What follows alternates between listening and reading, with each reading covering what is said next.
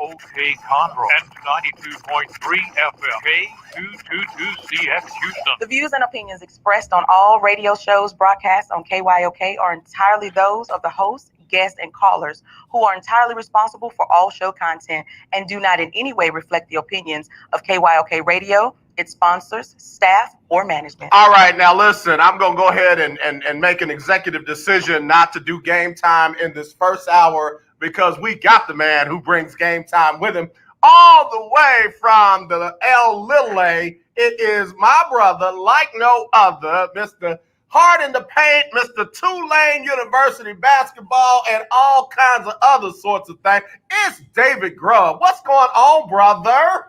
It's been a minute, but I'm glad to be back. So thank you for having me. I appreciate it.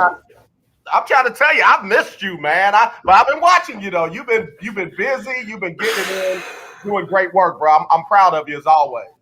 Yeah, it's been, you'd rather be busy than and in demand rather than folks forgetting about you. So, of course, we wrapped up Tulane's regular season last week, and the women's team. They have so much of a bright future ahead of them. The men improved from last year, and I'm honored that they've already asked me back for next season. And I got such great feedback from the Tulane community, from other broadcasters, and typically those jobs, color commentary jobs, go to coaches. Yeah, exactly. And I'm just a guy who loves basketball and pays attention, and it resonated with people. So I'm really ecstatic about that. And then another new opportunity on April 1st, Rob Parker, who's at Fox Sports 1 and national baseball writer, also writes for Deadspin.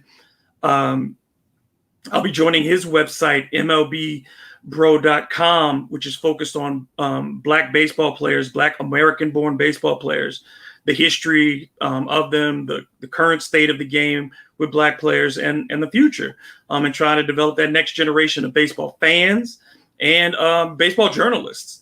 And so I'm excited to be a part of that. And we're going to be launching, like I said, on April 1st. And that content, I think, is going to be outstanding. We had our first real staff meeting this week. And so I'll be getting my assignments this week and ready to roll. Man, I'm excited about that. I'll leave whatever I did to Rob Parker out of this right now because that's such great stuff y'all got going on.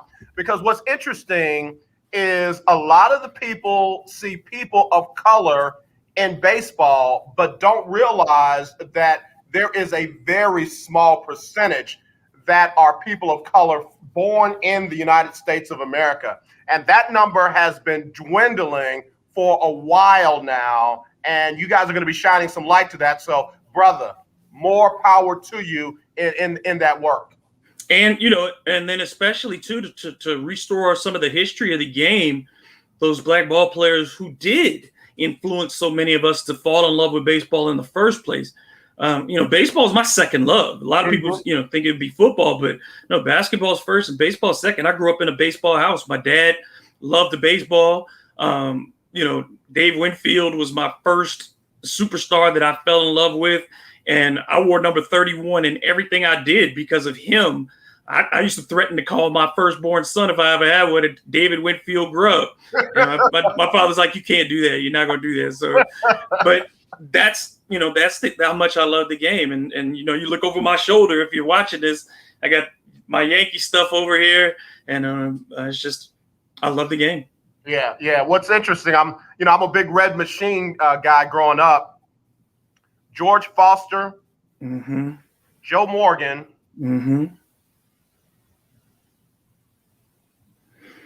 That's it. That's it. Yeah, that's it. Because a lot of Latinos were on that team. Dave Concepcion, right. Barry Larkin, came through after. Yeah, Barry Larkin later. Yeah, and Eric Davis was huge for the Reds. Yeah. I loved Eric Davis. I used to try to swing like him because he had the most unusual swing. His hands down. I was like, how do you do that? Because he looked so cool doing it. But I never had the bat speed to get around him. And it's just, but he was phenomenal, and injuries just stripped him of his greatness. But that was a dude, one of those first 30-30 guys when that meant something. Yep. He was one of the first. Yep. Yeah. I was fortunate enough to be in a group of people at the time. I was working in radio in Cincinnati, WBLZ and WIZF.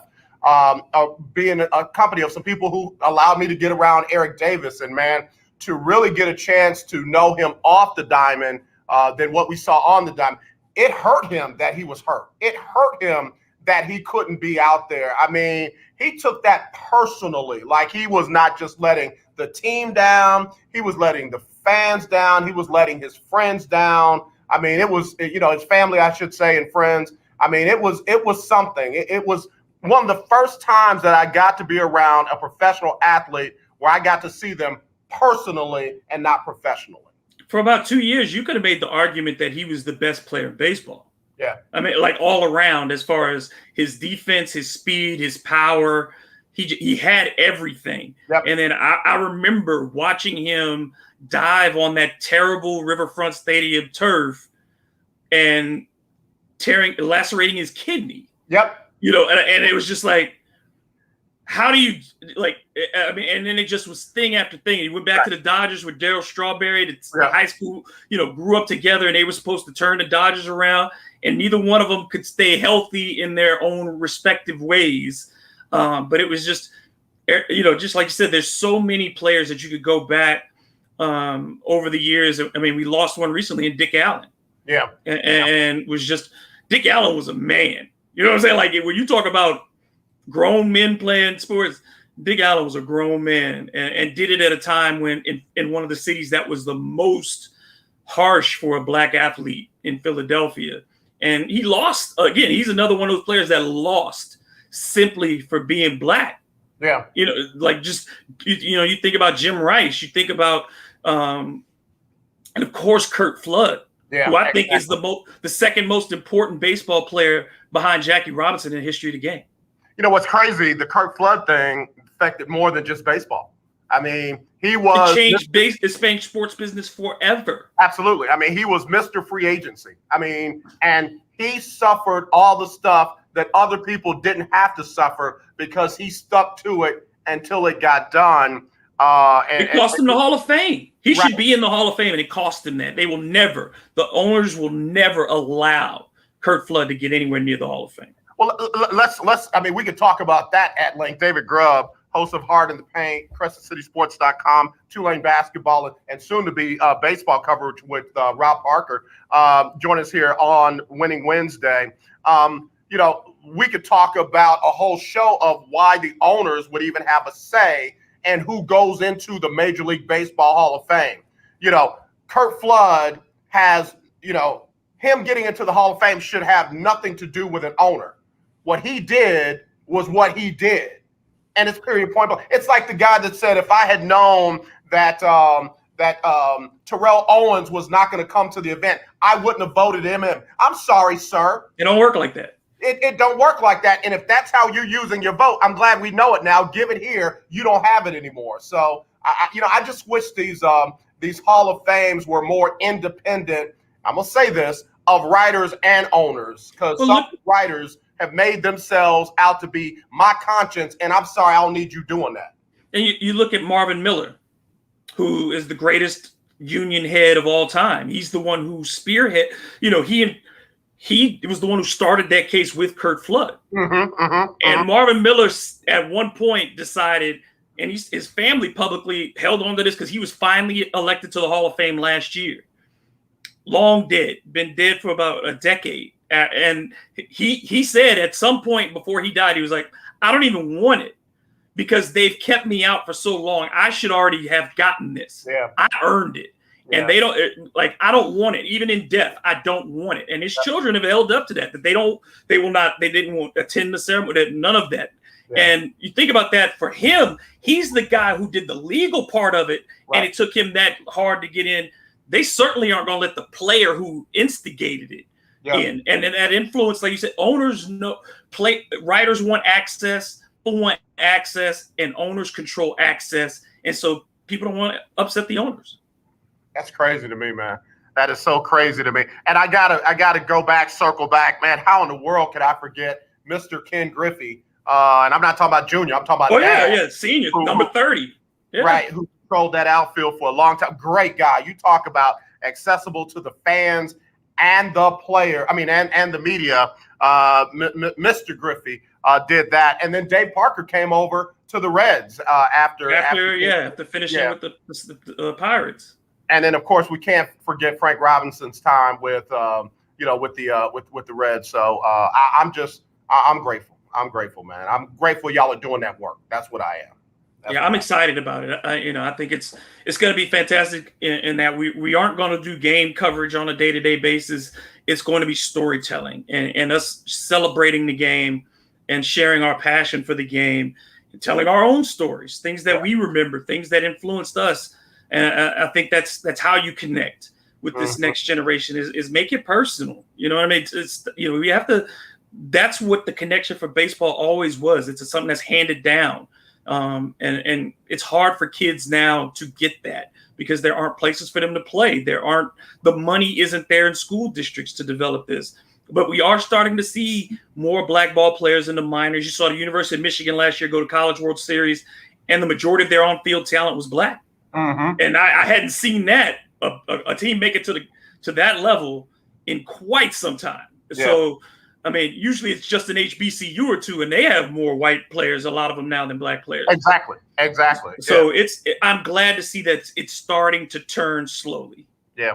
And then, of course, when we see those Little League World Series teams that come through, there's always somebody trying to have some kind of controversy about this kid did this and this kid was really that. And, I was in that Little League football circuit, so believe me, I understand. We know about kids on some very wealthy districts that did not live within the lines of their district parameters and use the grandmother, their aunt's address or a friend's address and got in the league. We know, we've seen it. So, but like you said, those kids, that was the kids from Chicago, and they come out there and come get them after the fact. And that it was wrong. It breaks the spirit of what Little League baseball is supposed to be about. Those kids did something that nobody had done, and it wasn't right.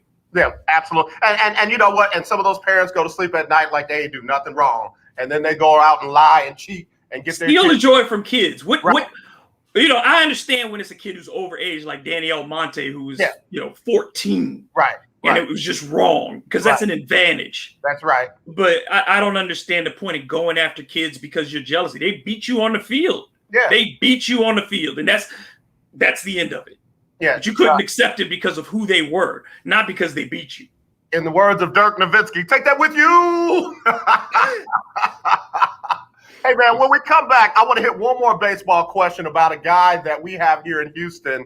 As we were thinking about, those ball players back in the 70s and the 80s and the 90s and 2000, and now we're in 2021. I want to throw out a name for you. And I want to see if you can kind of size up his place in baseball history. We'll do that next. David Grub, CrescentCitySports.com, Hard in the Paint, Tulane Basketball, and soon to be Mr. Baseball himself with Rob Parker. We'll do all that next, right here on the lunch break. If you want to get in, 281-453-1000. That's 281-453-1000. And you already know you can text me, 832-403-5005. It's the lunch break. Attention business owners, listen carefully to this important message. Are you tired of struggling with monthly bookkeeping or always being behind? Maybe you're fed up with paying your CPA ridiculously high hourly rates for subpar services. At Finance Pal, we know your pain. We're small business owners who understand your tax and accounting needs. At Finance Pal, we take over your books and design a program custom tailored to meet your needs. Whether it's bookkeeping, payroll, bill pay, inventory tracking, or taxes, we have you covered. We handle some or all of these services for one flat, affordable, low monthly fee. Stop worrying about your books and drowning in paperwork. Let us worry while you focus on growing your business. This setup is easy, and we give you the tools and technology to make your monthly finances streamlined and organized. Call now for a free business assessment. 800-213-9527. 800-213-9527. 800-213-9527. That's 800-213-9527. Here's an important COVID-19 school system update for your local area. If you're concerned about your child's education, please pay close attention to this message. The current school systems were not set up for at-home learning. If you're worried that your child may not be getting the grades they need to get ahead, maybe losing self-confidence, or you're worried about them getting into a good college because of their grades, help is available to you. Call Grade Potential Tutoring. They can help with in-home or online tutoring and help your child with any subject and every grade level, even for test prep. They're experts in the home tutoring and online tutoring field and confident they can help you and your child get better grades today. Call now for your free consultation.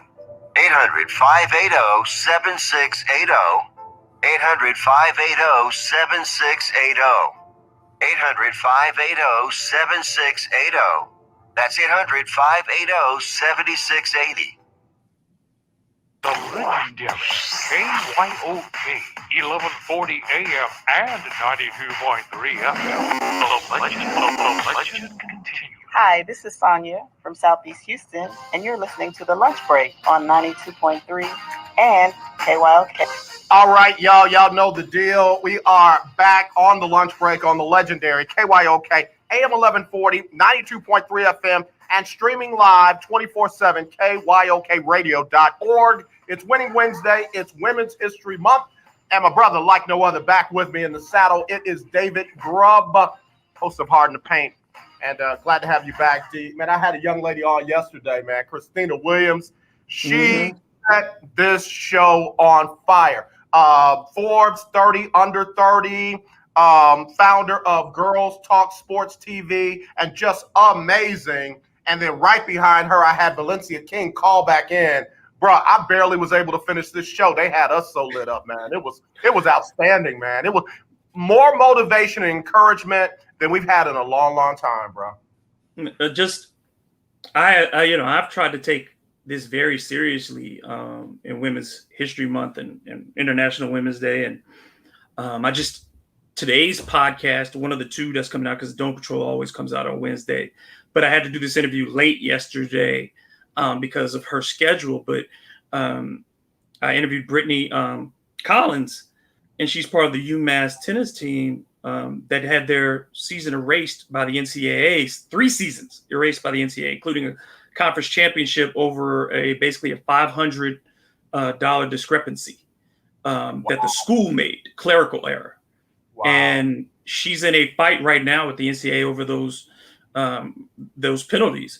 And these are stories that have to get told, and we have to. And we saw our friend Kelsey Nicole Nelson, of course, and another friend of mine, Shakira Martin, both spotlighted in Bleacher Report as women who are coming up in sports. And I'm so proud to see that.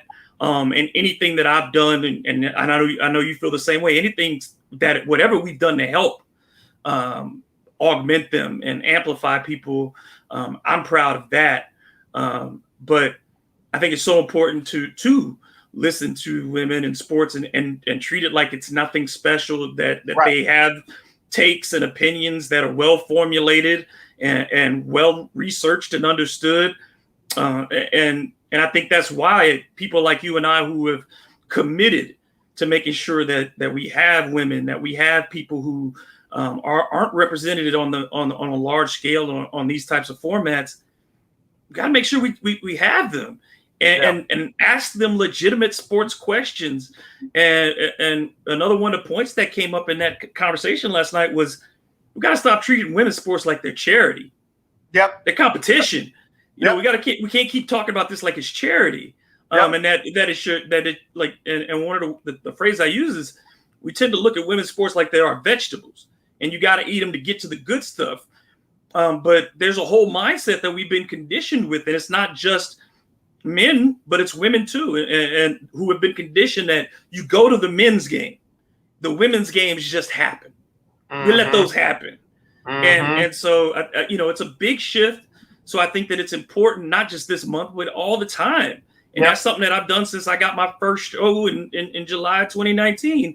Is that I've regularly had women on talking about every type of topic, because I don't want to present them as myopic or only talking about women's sports. Yep. That's interesting because almost verbatim, that's what Christina said. I asked her, sis, how can we legitimately help you? Not just talk about it, not just do it on Women's International Day and Women's History Month, but how can we be a help and not a hindrance or a precipitation of the problem throughout? And she said, what you're doing right now, having us on your shows legitimately, not just, as a token. And you said it, going to the games, covering the games, supporting women's sports. And man, I mean, think about it. What the WNBA players and members of that organization did last season and right now, how they literally flipped a nation, flipped Senate seats, brought awareness to not just George Floyd, but Breonna Taylor and others, Tatiana in Dallas, Fort Worth, and keeping that pressure on. And oh yeah, by the way, got Kelly Loeffler out of that ownership. And not only that, but a former player is a part of that ownership team. Come on, man. That's not, I don't care what you're talking about. That is nothing small or insignificant. No. And it's not only is it not small, it's historic and it's powerful and it's an example. Yeah. It's an example. And particularly for Black women. Yeah. Who have not gotten to participate in those levels of sports as owners. And in control of their destinies. So for Renee Montgomery to step into that. And then to watch today again, Maya Moore, again in the forefront, who gave up her career, is thinking about coming back, but essentially gave up her career for justice. And she has a legitimate claim of being one of the 10 greatest women's basketball players of all time. Of all time. She gave that up for justice. Now, you tell me, when these women have so much more to lose, relatively speaking, because, high range salaries for them are still below $200,000. Yeah. They have so much more to lose proportionately. And yet they have shown time and time again that they are willing to risk it all for something greater than themselves. And I don't know how many men, there are very few, not certainly in the numbers that the women have, who have been willing to give it up.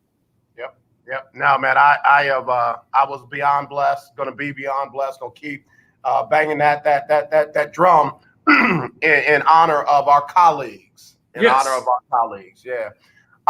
Before the break, I said there was a person I want to just kind of get your take on.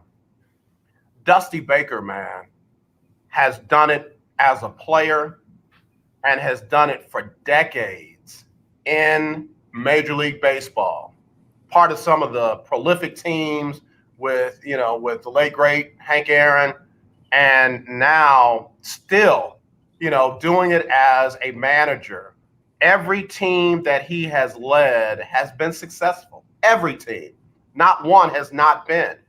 And here he is, all these decades later, still doing it with the Houston Astros. Where does Dusty, in your mind, fall in baseball history? It's interesting because Dusty is in the top 15 all time in wins as a manager. But I think he's the only one in that top 15 that doesn't have a World Series ring. Not that to me should be the criteria, because like you said, I think there is a lot of value. There's a lot of value in building up teams. I think maybe Lou Piniella is also on that list, because I don't think Lou Piniella won one. Did he? Did Lou finish? Because he took a team to the World Series in Tampa, but they didn't win. I think so. I think there is value in being able to go from different environments with different players and continue to win. What he did in San Francisco, he set that franchise up, and it took them years after he was gone to assemble the kind of pitching that they needed to finally get over the hump. You talk about what he did in Chicago. He brought them to the brink. It isn't his fault that Alex Gonzalez dropped that ball as short. That's not his fault. It's not his, it's not his fault that the defense fell apart for the Cubs in Game 6. It's not his fault that Mark Pryor got rocked in Game 7. It's not his fault that Kerry Wood's arm fell off. Yeah. And then to go on and do it in Cincinnati, to win in a place that people have not won much over the last couple of decades. He won there. To go to Washington after, again, another Black manager who doesn't get the respect that he's due, and Frank Robinson, set that franchise up, goes through the transition. They bring Dusty in. Dusty gets them there to the postseason and puts them in position to be the World Series champions a couple years later. And then I think his greatest job last year in taking over that mess, both in PR and inside the building in Houston, and to get them to the postseason, to win series, and again, put your team in position to win a world championship. That if they keep him out of he's another one of those people. Like at this point, he's a Hall of Famer. He's a Hall of Famer, and we should be discussing him as such. And certainly, people can look and say, well, look, Dave Roberts has won, and this guy has won. But I think that there is something to be said about winning in other places. Why I think so highly of Bill Parcells, because everywhere that man went, he changed and transformed organizations from losing into winning. And he may not have won Super Bowls in all those spots, but he got teams to where you thought it could happen. I'm in agreement with you 100% times 1,000, because Dusty might not have the hardware, but that doesn't mean Dusty didn't put in the work, and Dusty didn't get those teams the most out of every single team that he had his hands on. So I love the dude, and you can tell he has that I'm not bothered. I'll never forget people were talking about what happens to Dusty. How does he feel when people come to me with negativity? Dusty said, I'm not the kind of guy that you come with a whole lot of negativity. I'm not that dude. And all I can hear is, try Jesus, don't try me, because I fight. That's all I can hear. Translation. Like, you think about what Dusty's seen in his life. Yeah. You know what I mean? You think about the people he's been around. Yeah. The influences. You think about how hard it is in MLB to be a black manager, because there aren't many. Right. You know what I mean? So for him to keep surviving, for him to keep thriving as well, and people always going to question strategy from time to time with a manager, but I've never heard anyone say anything negative about him as a man, as a manager. Look what he's dealt with. Look, you go back to San Francisco, Barry Bonds and Jeff Kent just right there, without the rest of the personalities, to manage that and get that to a seventh game of a World Series. And you can't make your team do any better. They couldn't score any. Look, you can't put the bats in their hands. Right. You know what I mean? Like, you can't do that for them. All you can ask is to be in the position. And he did that. And Barry Bonds didn't get to another World Series before he met Dusty Baker, and certainly didn't get to one after. Yeah. Keith Hennig, Dusty Baker made me a baseball fan in the old days. Great player, great manager, great guy. Yeah, I gotta say amen to that, Keith. So man, I just wanted to get your take on that. The Astros are coming up on yet another season, and we'll see how things go. We'll see how things. And the thing I love about Dusty don't worry about what he don't have. Dusty's like, who we got? All right, let's go. Let's go. It's baseball. The game doesn't change. Can you catch it? Can you hit it? Can you can you pitch? If you can do those three things, you got to do them every day. You ain't got no choice. Right. So what's there to worry about? You can only use the players you got.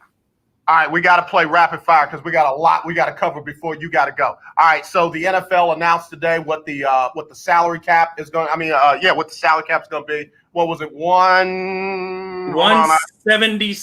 What I want to say 180. 182.5. Right, down about 15.7 from last year. So, it came in better than a lot of people thought.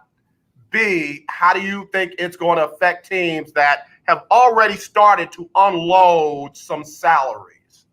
Well, look, the biggest story in salary cap right now is the New Orleans Saints and what they've been chopping away. Everybody thought it was going to be 175. And that's what teams were planning for, is 175. So if you're the New Orleans Saints, if you're a team like that, and you were trying to get under 175, but now they've given you this extra $7.5 million to play with. Well, that's fantastic, because now I can restructure differently there, and maybe I can add another person to that list of restructures, to help me get under there. So, cap managers have been at this since before, long before this day arrived. And I think if you were wise in your front office, you planned for the low end. And I expect to see a huge jump very soon, because that new TV money is going to kick in, and you'll be back to around a near $200 million cap within the year or so. But, by next season, I think you could see it jump back up to a $200 million cap. So I think teams are going to, the good teams, as we always see, will manage it. The poor teams who have a whole bunch of cap space, all this does is mean they're going to spend more on bad things. That's what owners do. When you give a bad owner more money, do they save it? No, they go out and think they got to spend it, and they spend it on bad players because year in and year out, do teams win because of free agency? Nope. You fill holes with free agency. Right. You fill holes, right. but you don't get starters in free agency most of the time. You don't get transformational players in free agency. You can talk Tom Brady. Somebody will say Tom Brady, but that's a unique situation. That was a team built and ready to go that they just dropped in, Hall of Fame quarterback in there, and he didn't even have a great postseason. But it helped to have Tom Brady under center, certainly. Yeah, and I'm glad you said that because a lot of folks want to make it out like it was just all world, and it really wasn't. I mean, and Keith, don't kill me. It was more Brad Johnson-ish, Trent Dilfer-ish than it was Tom Brady back in, the 90s. Yeah, when he was, it wasn't that one. No. Yeah, no. and and again, the trophy says the same thing. Lombardi trophy, blah, blah, blah. It says the same thing. But look, if you hold the Chiefs to 9, though, the MVP should have come from the defense. You held the Kansas City Chiefs to 9. Absolutely. But whatever you giving out in that locker room, if you're giving out belts, if you're giving out chains, you wrap that around Mr. Todd Bowles and say, you the man, you the man. We're not worthy. Yeah. But if Todd Bowles ain't got a job next time around, there's a problem. Well, I'm not even going to set myself up for that failure no more. I'm not. So now we look at the Dallas Cowboys situation with Dak Prescott. We see that they gave him $9 million in annual salary year one, but gave him a $66 million signing bonus. That man going to go to the bank with $75 million year one. My skin does something when I think about that. I'm just like, bro, you the man.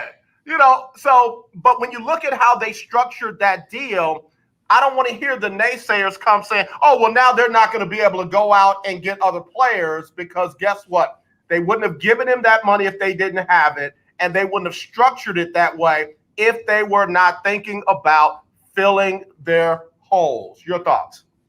First of all, congratulations to Dak Prescott. Yes, Get sir. paid to play this violent game. Take your money. I have never been in favor of the responsibility being on players to help owners out with their salary problems. That's their job to figure out. And people can say, well, he's affecting what's going to be around him. Hey, that is somebody else's job to figure out. That's why they pay general managers and capologists to do that. So get your money, brother. And the second part is betting on yourself. Look, if I'm Dak Prescott, as soon as I saw Andy Dalton sitting behind me and all these people was running their mouth talking about why not keep Andy Dalton and let Dak go, that gave him even more confidence. And then when he got hurt and he watched that team from week to week, that gave him even more confidence. And to see people like Dan Orlovsky say, well, we haven't seen Dak be a difference maker. Well, I haven't seen the Cowboys defense be a difference maker. I haven't seen that offensive line be a difference maker. So if you're telling me that his responsibility is to carry that team, well, his numbers show that he's a top 5 quarterback in the league. He's not throwing interceptions. He's not costing his team games. That's the job. He can't play both sides of the ball. So I don't want to hear this criticism. And we do this all the time. You're not a winner until you're a winner. Then all of a sudden, then they want to say you haven't won enough. Let's look at the man as what he is as an individual. And it's on the responsibility of Jerry Jones to build that team around him. Dak Prescott did what he did. And if they're going to offer you $75 million first year, man, you better take that money. Better take it. Man, I'm just saying, I'm happy for Dak. A lot of folks, but look at Tom Brady, $25 million over in Tampa. Dak's job is not to manage his money like Tom manages his money. That's just not, it's not realistic. And I said yesterday, and I had a kind of testosterone rant. I think if we had more ladies in these front offices, We wouldn't have these testosterone battles where somebody gets their pride hurt because somebody decided that they wanted to be traded. And now for no good reason, you're holding on to them for no other reason than your pride got hurt and your testosterone level is high. Good business is good business, even if you don't like it. So Tom Brady's salary should not affect Dak's salary unless it's, something related to the entire league. Also, that being said, Dak Prescott has shown who he is from the day he got on the field. It was supposed to be Tony Romo, got hurt. Supposed to be Kellen Moore, got hurt. They went 13-3, 100% under Dak Prescott. They were like you said, he doesn't play defense. They were a Aaron Rodgers magician throw away from being in the NFC Championship game under Dak Prescott. They came back from 2,975,000 points down against the Atlanta Falcons and won under Dak Prescott behind a bad line with a defense that was hemorrhaging points like water. And the running back that you paid before your quarterback who had COVID and comes back and doesn't play up to his potential for whatever reason. We know Zeke Elliott is an elite running back, but last year was not right. You know what I mean? Like nothing about last season was okay for anybody. Right. So to judge Dak before he got hurt or the season that the Cowboys had, well, look at what happened when he was gone. He doesn't have time. He had no offseason to build rapport with the CeeDee Lamb. You have no time to build rapport with the rest of this team. And then he gets hurt. So the Cowboys went nowhere after he was gone. Tell me why he isn't as valuable as that is, because you're not only locking him up, you're locking him up for his prime years. So if Dallas doesn't want him in 5 years, that's cool. I'd understand it because quarterbacks on the other side of 30, it's hard to win with them. But now, pay that man and move on. Man, and again, the winner of the division was 7-9. So the hill to climb ain't that hard. I mean, there is no reason, if nobody else improves in the NFC East, for Dallas not to win that thing. And who's the best quarterback in the division? Who's the best quarterback in the division? By far, and I'm not slighting Jalen Hurts. I'm just saying. But that's a second-year guy who's got a handful of starts. Bro. And then you're talking about in Washington, they don't even know who their starter is in Washington. It ain't Daniel Jones. It's not Jalen Hurts, and it certainly ain't Daniel Jones. Don't even come at me with some Daniel Jones. I'm with you. So all I'm saying is, for the talking heads who want to talk about another man's money, that's why Baker Mayfield, get out people's pockets, handle your play and your money. All this about another man's money. I said it yesterday. Some of these guys are just mad that they never had the chance to make a decision on that kind of money, and they can't help themselves. It's not Dak's fault that they offered him that money. It's Dak's, Dak earned the chance to be offered that kind of money. How much Jerry making this year? That's what. So if, like you said, if the owners can pay it. What has his team been over the last 10 years, and how much money? 20.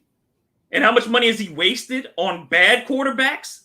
How much did he pay Ryan Leaf? How much did he pay Drew Bledsoe? How much did he pay just bad quarterback after bad quarterback? Vinny Testaverde got money in Dallas. And you get the first decent quarterback since, you had Tony Romo, and now you have Dak. And Dak has done everything that Tony Romo did. Tony Romo won one playoff game, right?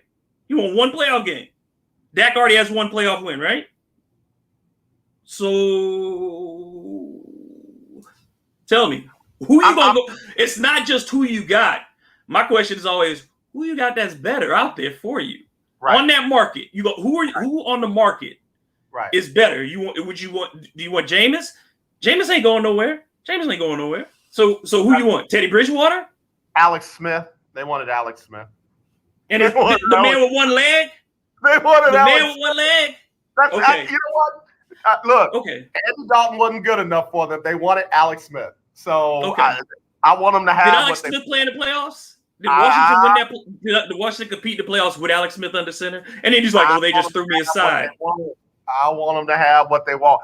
Washington better get ready for the Taylor Heineke era because that's what they're leaning towards right They're about gonna now. draft somebody. I'm betting there's going. I think Cam Newton might end up in Washington. I think Cam might end up in Washington. But that don't mean Taylor Heineke ain't gonna get a shot. Let me take a quick break. We're coming back. I'm coming back with some rapid fire questions. If you want to, in 281-453-1000, 281-453-1000. It's the lunch break. 1140 AM and 92.3 FM. The legendary KYOK. Now, in-home or in-office do-it-yourself COVID-19 testing is available to you, and the results are 99% accurate. Save your time and be safe by avoiding the lines and crowds. You can test yourself and your family members at home. Test your employees at work, making sure your workplace is safe. Simply call Citation Bioscience at the number we're about to give you to order your COVID-19 testing kits. When they arrive, follow the simple instructions and send them back to us with our prepaid shipping. Results are ready the next day in 95% of the cases. And remember, they are 99% accurate and reimbursable by your insurance company. Save your time, stay safe, and avoid the crowds. Order your COVID-19 kits now by calling this number now. Pricing starts at $119 and discounts are available for larger orders. Call now. 800-247-8046. 800-247-8046. That's 800-247-8046. Do you watch television? Of course you do. Then have you tried Dish TV from All American Dish yet? No? Well, now is a great time because we're giving everyone that calls today a 2-year locked-in price. Your rate will not change for 2 years. The clock is ticking. Call now, get Dish, and get your price locked in for 2 years and save yourself some money. Dish has your favorite TV programs, even Netflix and Amazon Prime built into the DVR. You can even watch Dish anywhere you have an internet connection. Plus, we've even got awesome discounts for the military and seniors. Oh, and one more thing. Call All American Dish now and we'll even give you a free Google TV voice remote, free installation, and free equipment. Don't wait. Call All American Dish now. 800-296-1302. 800-296-1302. 800-296-1302. That's 800-296-1302. Hey, what's going on? This is Lecrae, and right now you're listening to The Lunch Break. All right, y'all. We're back here on the lunch break on the legendary KYOK and the all-new 92.3 FM. I'm AJ Jones. I got David Grub, host of Hard in the Paint, CrystalCitySports.com, and Tulane Basketball joining us on the show. But I got to go to the phone line. We got a Hall of Fame caller coming in right now.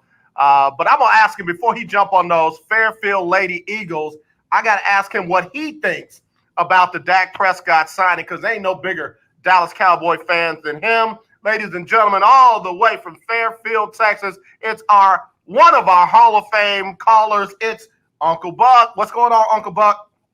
What's up? What's up?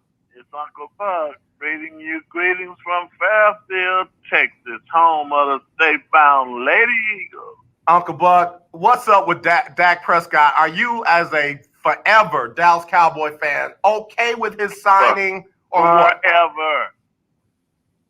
Yes, sir, I am a Dallas Cowboy fan for life, and we knew we was going to get it done. It was just a matter of time.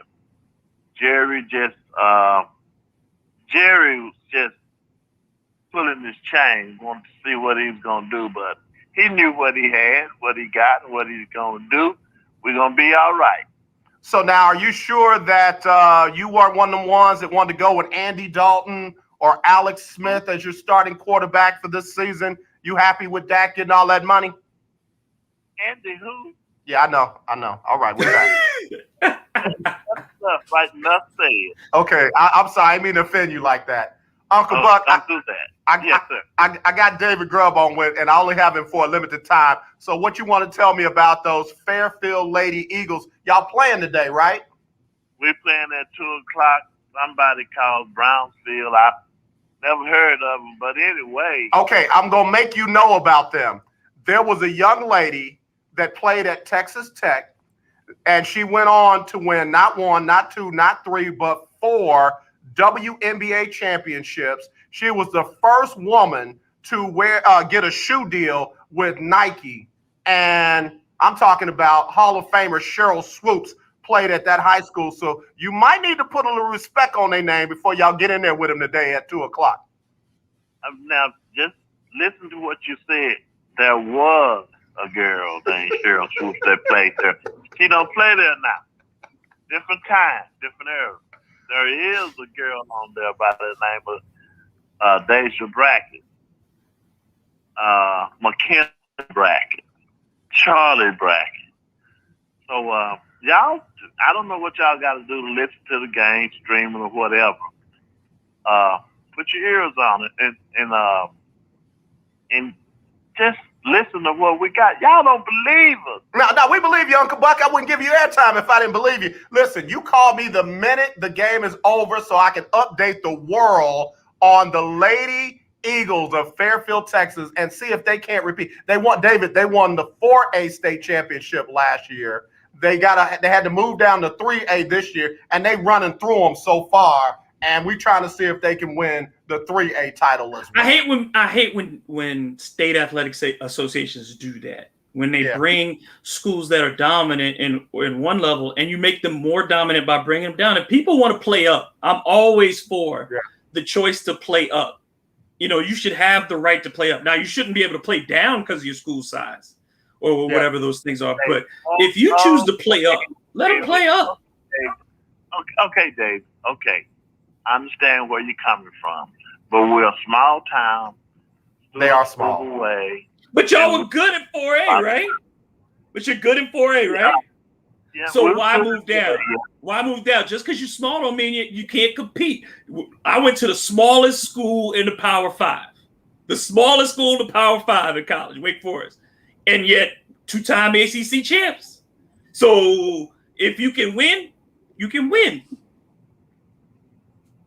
Okay, David, I'm gonna roll with you on that. But it is what it is. Uncle Buck, do me a favor. Just win today. Can you do that for me? Go win. Yeah, go win. I ain't going to be mad at you if you win. I'm just saying if the school wants to play up, that's my thing. If you want to play up, you should be allowed to. Okay. Next time I drive through Fairfield, Texas, which we don't know when that'll be, I want to see that sign said, not one, but 2-time state champs, Lady Eagles of Fairfield, Texas. Am I going to see it or not? If you don't see it, you're going to wear it. I'm going to get you that T-shirt. Give me that T-shirt, and I want to be David, Uncle Buck, David was the voice of the Tulane Green Wave, my alma mater, Tulane Green Wave, Lady Green Wave. I want to be the voice of the Fairfield Lady Eagles. Okay. Now, David, when he put that T-shirt on, don't be no hater. This Uncle Buck, I'm out of here. Later, Uncle Buck. That's a Hall of Fame caller, man. Him and his wife, A. Bev, are the only 2 listeners that we got in the Lunch Break Hall of Fame, man. So, and he's right. I didn't know anything about the Lady Eagles last year, and they rolled through them, Doc. They even beat Jack Yates, which is, hard to do. Legendary program. Man, let me tell you, they are rolling through them again on the 3A level. I don't know if you remember Tony Brackens used to play for the Dallas Cowboys. His daughter and 2 nieces are killing it for that team. So we're going to see what they do today at 2 o'clock versus Brownville High School. Again, we'll see what they do on the 3A state championship. You talking about lineage. Let me tell you this one real quick, because you saw on my social media, I had that picture with Marcus Camby at the last Tulane game. There was a young man who plays for Wichita State. This is his lineage. His uncles are Marcus Camby, DeAndre Jordan, and Omari Hardwick. Ghosts from Power. Those are his uncles. Yeah. Wow. So you can't come in that. And his mother is an Emmy-nominated makeup artist, and his father played college ball. I said, you can't fail in that household. Bruh, at all. Thanksgiving dinner must be a monster.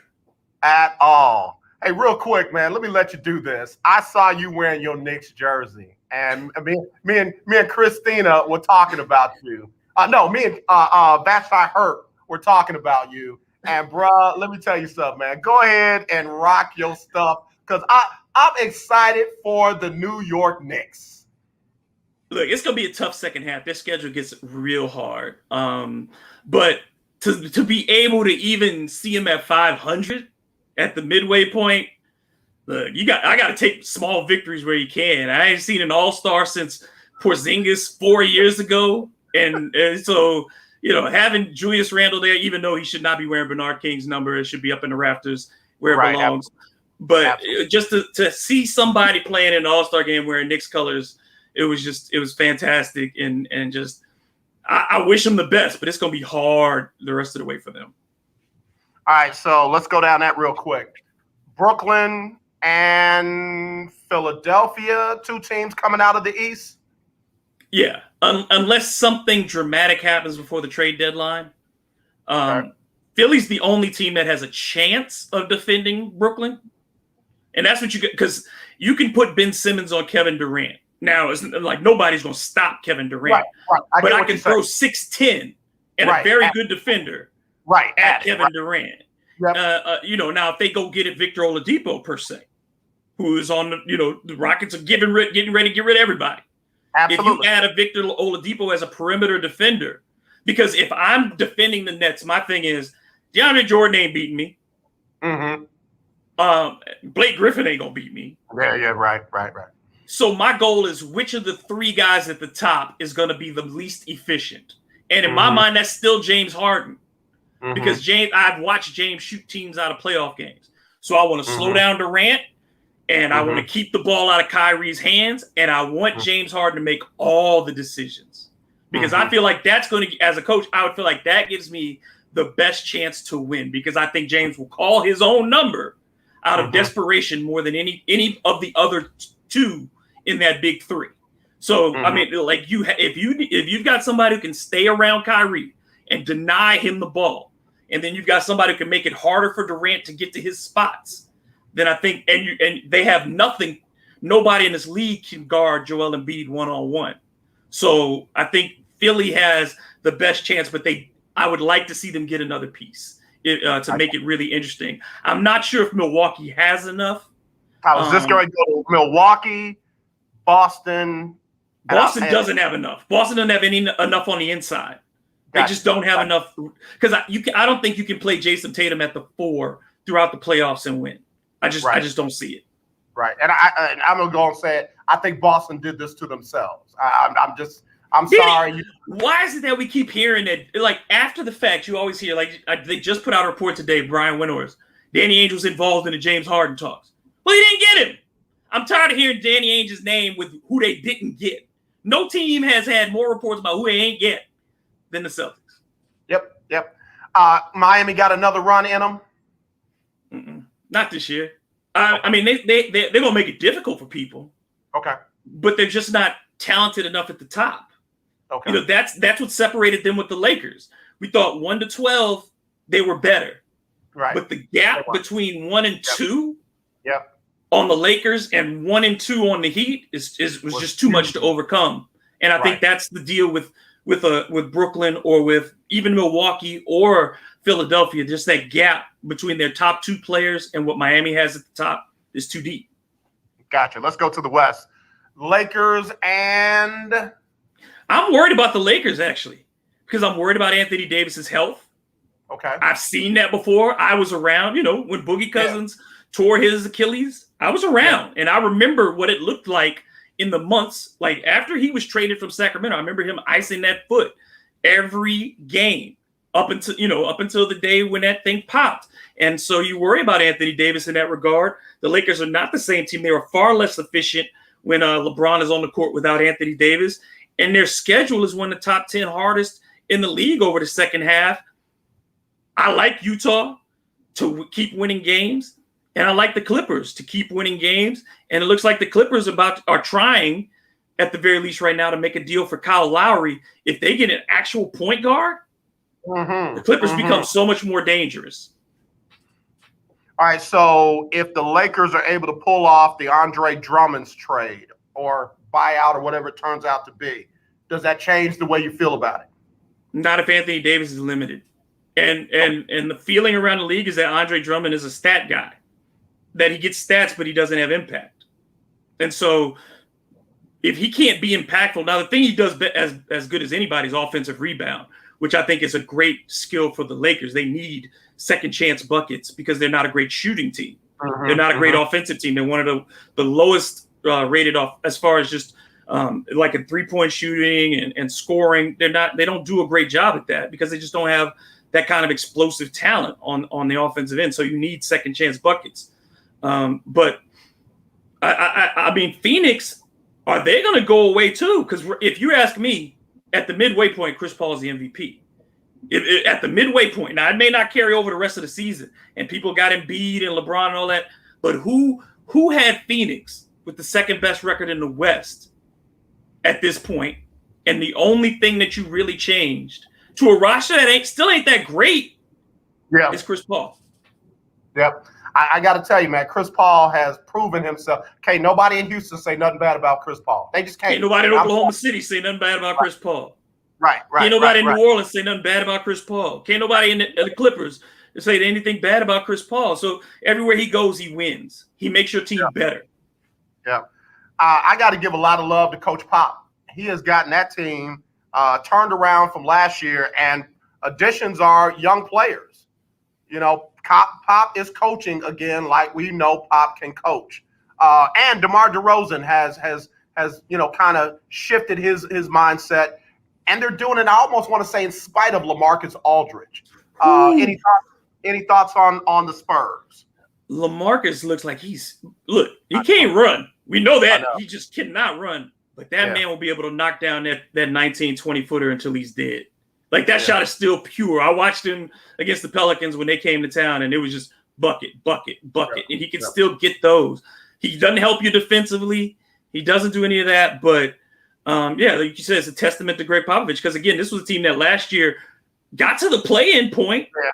Yeah. And even with all the injuries, and you talk, again, a guy who made the adjustment, you run out DeMar DeRozan as your 4 in a small ball lineup when you're without Aldridge and you're without Rudy Gay, and you still won games and put yourself in a position to get that 8th spot. You were right there. Yeah. I just think, you can't underestimate the adjustments. And that if you're going to be in one place, Pop has changed that team at least 4 different times and has still been able to be competitive with guys, again, not a single all-star in that team. Still guys who are still trying to prove themselves in his starting backcourt. And Patty Mills, you got to get that dude. Patty Mills, I love him. Yeah, I've been ready to give up on Patty a while, and Patty just keeps proving me wrong. I got to do rapid fire before we go. Russell Wilson, where will he be in September? Seattle. Okay. They have no reason to trade him. No. Deshaun Watson, where will he be in September? Carolina. Okay. All right. Then Teddy Bridgewater, where will he be in September? Texas. Houston. Okay. Cam Newton, we thinking? Washington. That's my best bet right now. Jacoby Brissett. I think they're going to hold on to him for a minute, though. If I'm Indianapolis, I hold on to him. I'm not letting him go because you need a backup. In this league, you need an experienced, quality backup. And at the very least, that's what he is. Starter. Yeah, especially when Carson Wentz is your starter. And Carson Wentz is showing you he rarely makes it through a season because of his own play, not just injury, but because of his own play. And locker rooms don't like him. Yeah. So I keep him. If I'm Indianapolis, keep him. Tyrod Taylor. I could see Tyrod either going to Jacksonville to back up whomever they draft. I could also see him in New England as a backup option there, or even as a short-term starter if they don't find who they want out there. And even Miami could be interesting for Tyrod because if you're going to start Tua and that's the guy you go with, Tyrod can do some of those things. I think he's not a superstar, but Tyrod is really underrated as far as what he does and does not do. He doesn't turn the ball over. He doesn't make bad decisions. He's a good leader, and he can win games for you. He's a quality backup who can win games as a starter. I got a little tidbit that Tyrod might end up back in Baltimore. And I said, man, that would be great with him. And now you got a capable backup behind Lamar Jackson. Justin Fields goes where? I think there's still trades to be made. So I'm not sure about the top of the draft yet. I think that they're trade, but I think Justin Fields is likely the 4th quarterback taken the way things are going. I think he's the 4th. Wow. David, let me do this. Let me hit the top of the hour, and then I'll let you tell everybody where you are going to be and what you got going on, because I know you got to go. But let me just hit the top of the hour. We'll be right back right after this. Legendary 1140 AM KYOK Conroe and 92.3 FM K222CX Houston. The views and opinions expressed on all radio shows broadcast on KYOK are entirely those of the host, guests, and callers, who are entirely responsible for all show content and do not in any way reflect the opinions of KYOK Radio, its sponsors, staff, or management. All right, y'all, that's first hour on the books, second hour underway right here on the legendary KYOK. I'm so glad to have my brother David Grub drop in on us today. He's got to go, but I want him to be sure to tell you all, because it's been a minute, where you can find him, where you can follow him, and what he's got coming up. Of course, at DM Grub on Twitter and Instagram, the website hitipwithdg.com, and coming in April 1st, MLBBro.com. So that'll be April 1st with that. And then I'm all over the place too. I'm writing stuff. I'm doing a lot of other radio spots and some TV too. So it's all on my Twitter, or on my link tree. You can keep up with me, but of course from those main areas. Absolutely, man. We appreciate we're redoing the shop too, and I got some crazy stuff coming out. All right. Bro, drop me the info, man. Drop me the info so I can put it out there. David, and the ladies are particular. We got some really good stuff for ladies. That's what's up. That's what, I might do those for gifts this year. That's what I might do, because that's a win-win on both sides. You'll see. David, I appreciate you, man. I hope to see you again. I love you, brother. Love you too, man. Tell the family I said what's up. I shall. All right, man. Thank you. Bye. David Grub, y'all, as always, so glad to have him on the show. Y'all be sure and follow him and keep him lifted in everything you're doing. Make sure you got him as a regular part of your sports programming, and I'm telling you, you'll be glad you did. So let's see this. I'm going to do this for CJ. I know CJ's out there listening somewhere. I know she's out there listening somewhere, and because she's such a dedicated listener, I can't do this to her for both hours. So CJ, I'm doing this one for you, and then when we come back from this, we'll talk about all the other stuff going on in the world of sports. But again, CJ, this is for you right here on the lunch break on the legendary KYOK.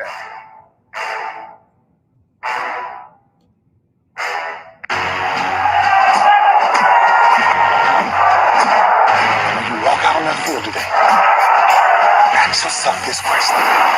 What time is it? Game time. What time is it? Game time. What time is it? Game time. What time is it? Let's go. We I'm going to the house. When I step on the field, I send one message. This is what it feels like. This is what it feels like. Football is getting hit. That's it. It's gonna be football now. What time is it? Game time. What time is it? Game time. What time is it? Game time. What time is it? Let's hunt now. Let's hunt now. Let's go. Let's hunt. We ready? I'm going to the house. I'm going to the house. We're talking about the Jets like we're talking about the Saints. All this, we the Miami Heat of football. Yeah. The bottom line is you got to buckle up the chin straps. It's embarrassing. Yeah. Don't disrespect the game like that. It's too much crying from him. He's a man. They can be hit just like us. He's a man. You already make the big money. He's a man. I'm proud when you step on the field, man. That's who I did. When I step on the field, I send one message. This is what it feels like. Oh, my bad. You bad don't work in my world. What time is it? Game time. What time is it? Game time. What time is it? Game time. What time is it? Let's go. Let's go. Let's go. We ready? I'm going to the house. I'm going to the house. It's a wrap. Game over. All right, y'all, back here on the lunch break on the legendary KYOK and the all-new 92.3 FM. I'm AJ Jones. It is Winning Wednesday, and I mean it, man. A lot of good stuff going on. Glad to have David Grub in there. If you're just tuning in, second half of the NBA gets back. Second part of the NBA gets back underway tonight. Mavericks are going to host the Spurs tonight at 7:30. Rockets going to visit Sacramento tomorrow at 9 o'clock, and you're going to see some new faces, might even hear some names that you heard infrequently before, but there's going to be a couple of new faces out there that I think you're going to fall in love with, which might make it a little bit easier, as David said in our last segment, for them to move somebody like Victor Oladipo or some of those other trade pieces. Maybe PJ Tucker gets moved by the 25th. Maybe Eric Gordon gets moved by the 25th. We'll see as they start the second half of the season tonight. U of H announced that they are extending the contract of head coach Kelvin Sampson. I don't know why I'm thinking Kevin Sumlin. Anyway, Kelvin Sampson through 2016-2017.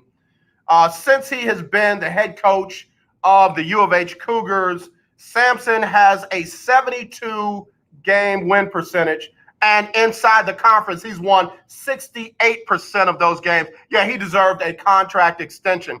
And let me just say something to the local media. If they're not worried about how old Coach K is, or Roy Williams is, or some of the other coaches out there, why are you bringing up the age of Kelvin Sampson? If Kelvin wants to keep coaching, let him coach. Blew my mind last night where they spent more time talking about his age than they did talking about his success. Stop it. It's a bad look, and they're doing great things over there at U of H. Got conference action going on in the state. UT San Antonio going to host Charlotte tonight at 5:30 in the Conference USA tourney. A&M going to take on Vandy in the SEC at 6. Houston Baptist going to take on Lamar at 8 in the Southland Conference. And Prairie View is only lost 4 games this year. Going to take on Mississippi Valley State at 8:30 in the SWAC. Astros and Washington tied at 4 each yesterday in spring training. Cleveland beat the Rangers 9-2. So there you go. Also, the salary cap. The salary cap in the NFL has come in a lot higher than people thought it would be. A lot higher than people thought it would be. And it only went down $15.7 million. So I believe you're going to see teams start to restructure contracts as opposed to cutting some of their better players. So it should be interesting. The XFL is looking to collaborate with the CFL, but they've also decided that they're going to put the 2022 season, which is when they were going to try to get started, they're going to put that season on hold. So the XFL going to try and collaborate with the CFL. You know who they are. And this is the Rock and his ex-wife trying to get that league back up and running. I want them to do it. I want them to be successful. I just don't know if I'm interested in CFL rules as opposed to some of the XFL rules that I thought were pretty interesting a couple of seasons ago before they ended. I don't know if they even ended due to COVID. I don't trust Vince McMahon for nothing. For nothing. He might have said it was because of COVID, and he might have turned out he just didn't want to pay out all that money. But anyway, we'll see. I like some of the answers that David Grubb gave about where those quarterbacks are going to be, come September. Man, I wouldn't be mad to see Deshaun Watson over in Carolina. Remember, I asked Vashti Hurd about that on Monday. And I was like, oh, yeah, no, y'all leave Deshaun alone. But upon further review, wouldn't be mad to see him there. I don't know if I'd be happy about Teddy Bridgewater coming to Houston, though. That part would bother me a little bit. You know, Teddy Bridgewater doesn't deserve that. I saw another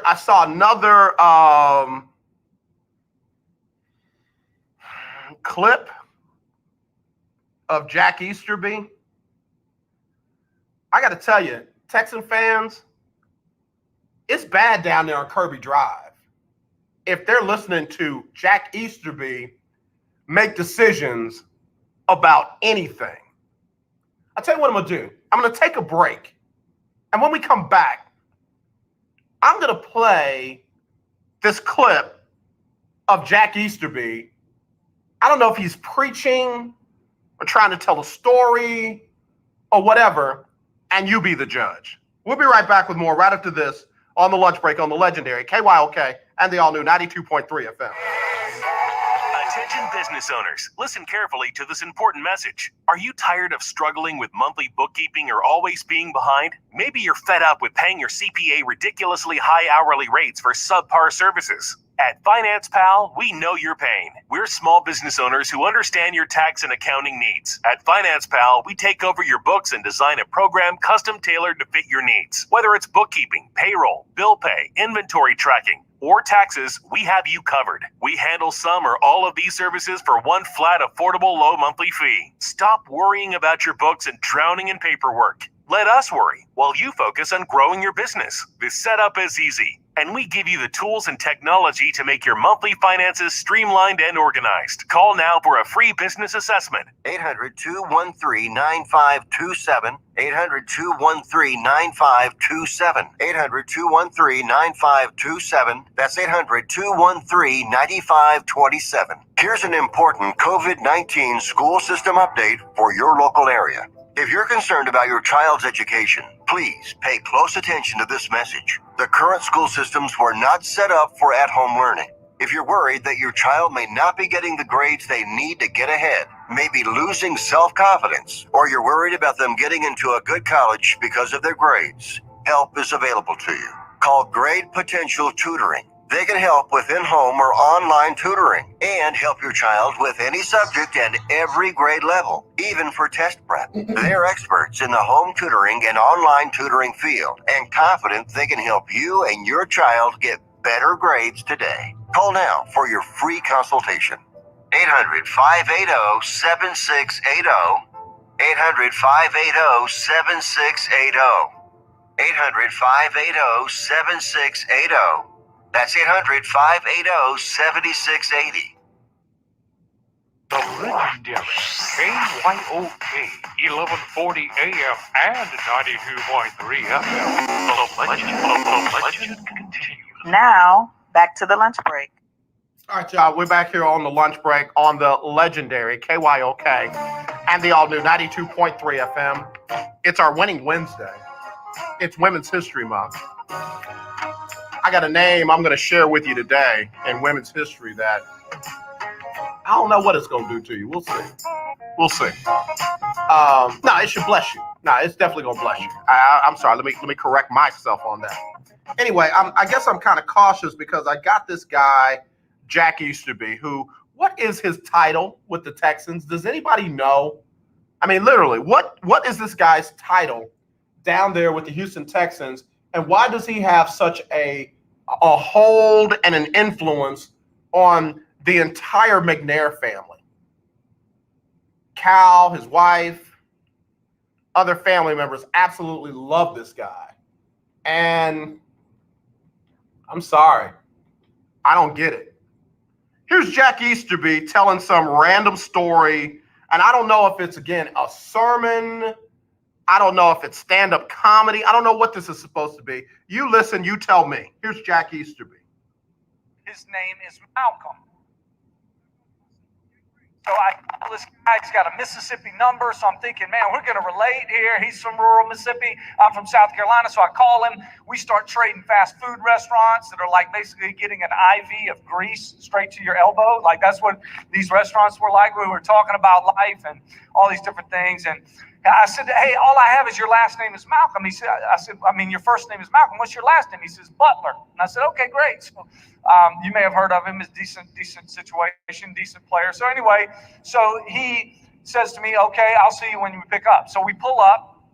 And because we had had some dialogue, and those of you who know, you talk to somebody on the phone, maybe in business or something, you kind of visualize what somebody's going to look like.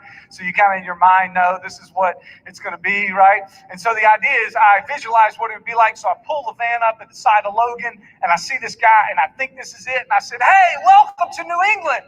And this guy looked back at me, and he was like, hey, how are you? And I said, hey, how are you? Are you Malcolm? And he said, no, I'm not. So I got back in the car feeling silly, and I thought to myself, oh my goodness, like here's this guy that I thought was somebody he wasn't anyway. 15 minutes later, Malcolm comes out and he says, hey, sorry, I got held up. And I said, well, that's all right. I introduced myself to another guy. It was nice to meet him. And so anyway, so he comes and gets in my car, and we begin to talk. And on the ride from Logan into Foxborough, we began to talk about life and things he had been through and challenges we had been through. We pulled into Gillette, we stopped and we actually prayed in the car. All right, so that's Jack Easterby telling a story about Malcolm Butler, who has not responded to the story to say, oh yeah, that's true, or it's not. But I don't understand. Is that part of a sermon? Is that stand-up comedy? Is that, just pontification on life? And I mean, what was the focus part of the topic? Was it prayer in the car? I'm not one of those guys who likes to go to the end and just automatically think I know the whole story. But if this guy can't effectively communicate, similar to the new head coach of the Philadelphia Eagles, I'm going to make everything easy, and it's just going to be real easy, and we're going to simplify it to the point where it'll be so simple that it'll be easy for our players, but hard for the defending teams to be so simple. I mean, Jack Easterby had a whole word salad and said what? Is that how he's giving advice to the chairman of the Houston Texans? Yeah, see, what you got to do with Deshaun is you got to, and then I'll introduce myself to somebody else, and that won't be Deshaun, but really, be like, hey, are you Deshaun? And no, he's like, no. And then I'll wait 15 minutes, and then, then Deshaun will show up, and I'll be like, hey, Deshaun, sorry you were late, but I just introduced somebody else, and he can jump in the car with me, and we'll drive, and before we get to NRG, we'll stop and pray, and it all get worked out. And Cal, I guess, is supposed to say, okay, Jack, let's do that.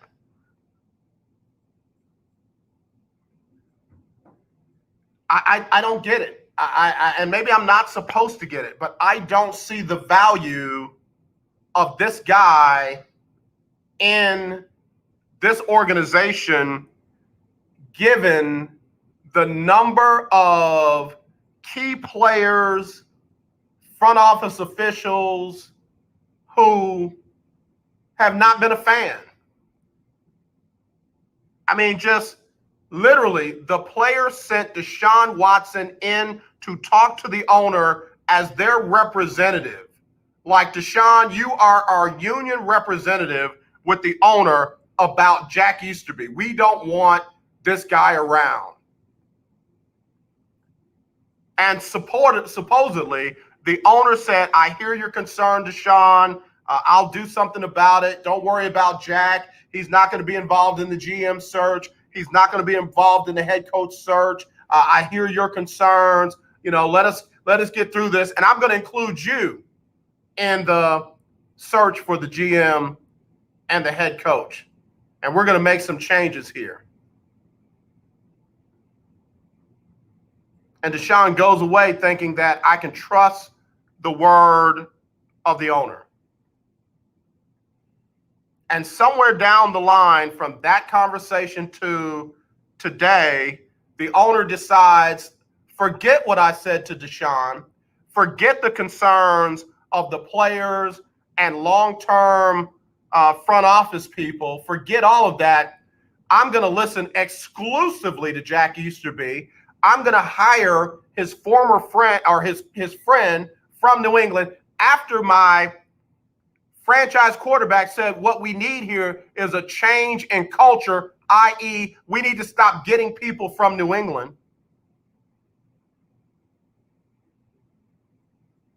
And decides to bring in Nick Caserio, best friend of Jack Easterby. Not going to interview any of Deshaun's suggestions for head coach or general manager, and everything is going to be okay. And when Deshaun says, oh, no, man, forget this. The owner's a liar. Jack Easterby's a nut and a backstabber and can't be trusted. And now they brought in somebody who probably is going to be just like them. I want out. Then all of a sudden, it's what do we got to do to fix this? Hey, somebody hurry up and get an interview with Eric Bieniemy. Somebody hurry up and get an interview with David Culley.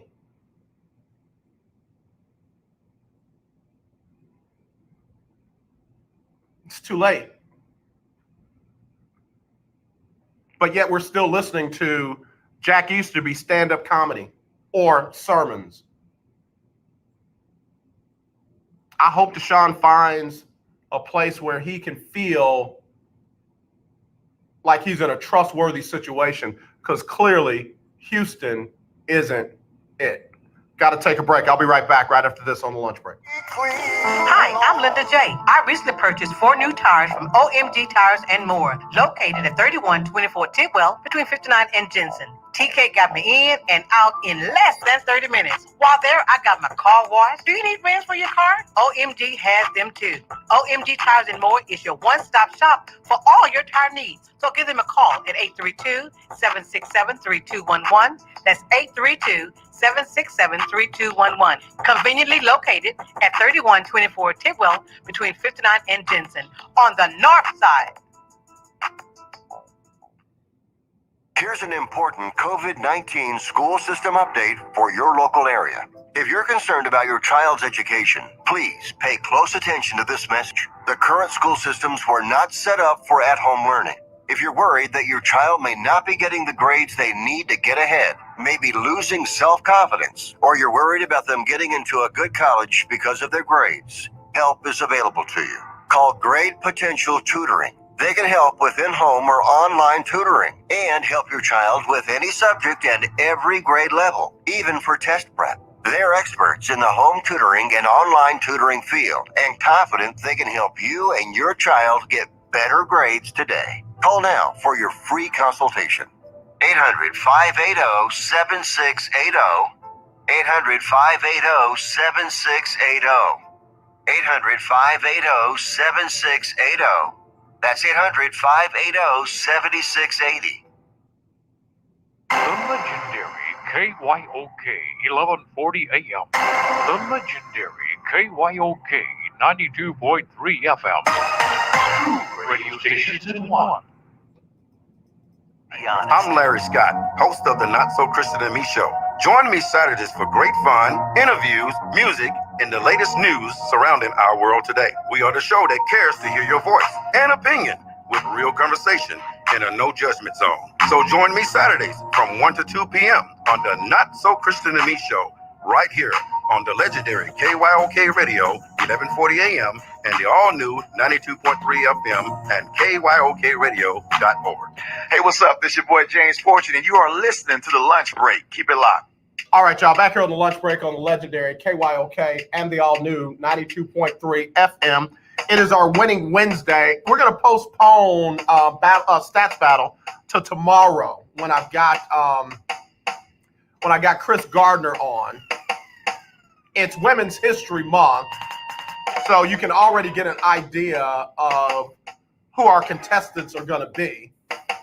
But we're going to postpone it till tomorrow, and somebody will have a chance to win something tomorrow in Stats Battle.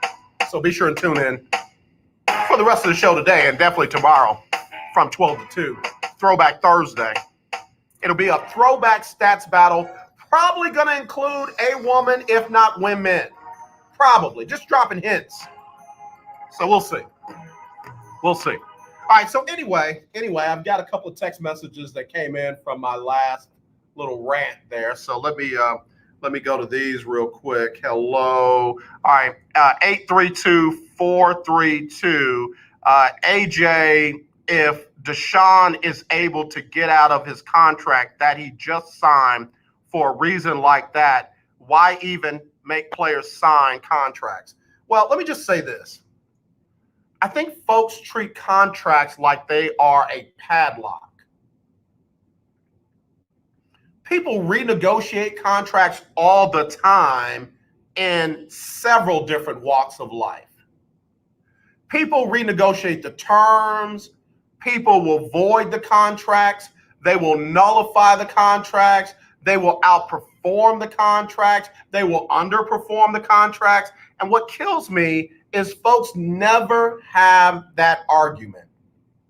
I've never seen an owner get called out when they decide to cut a guy instead of pay him his guaranteed contract. Remember when Todd Gurley got that guaranteed money for from the Rams, and then all of a sudden they didn't want him anymore and they cut him?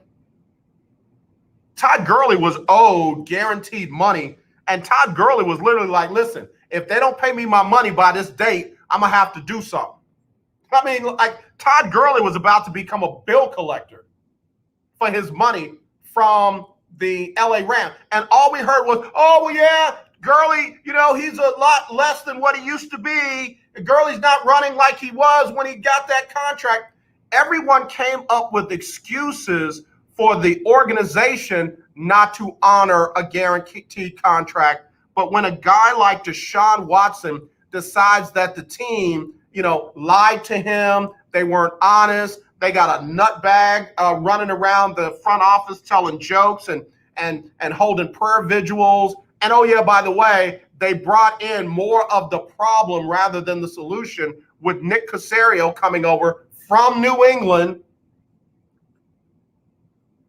Deshaun is the one that has to honor the contract, but when the owners cut players or release them or do whatever they've got to do, it's no big deal.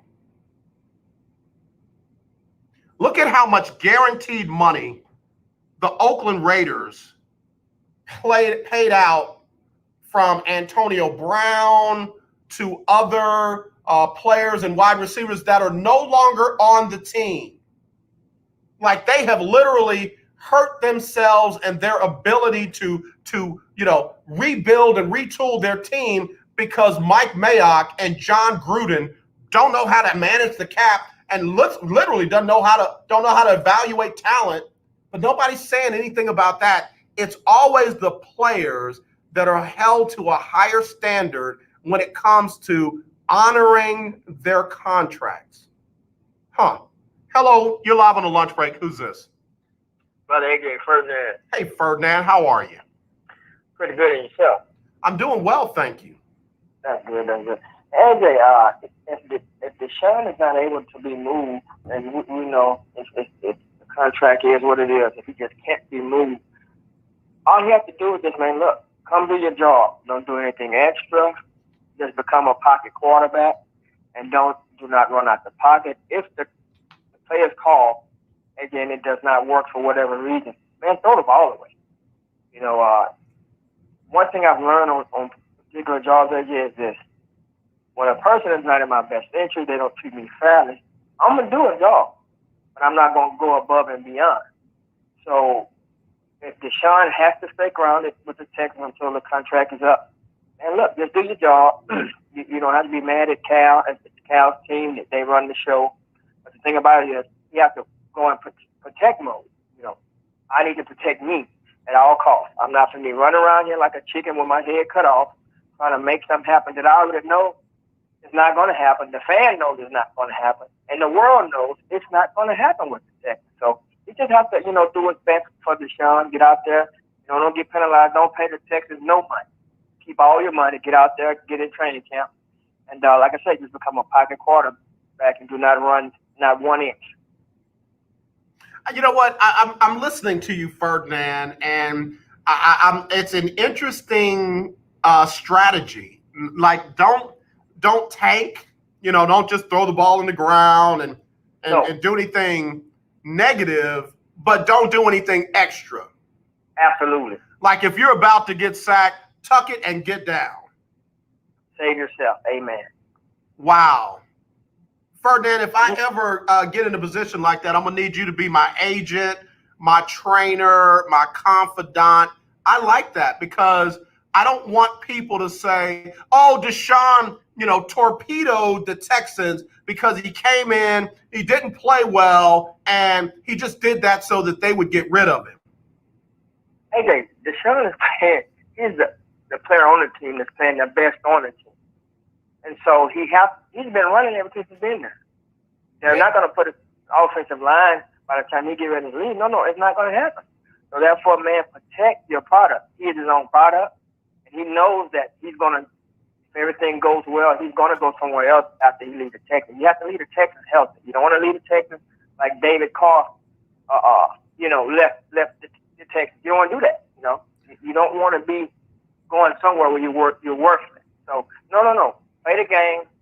Be respectful, because in all we do, AJ, we have to get an understanding. Yeah. Everybody's in a position to be in that position to get an understanding. So what I've done, I've been in good cheer.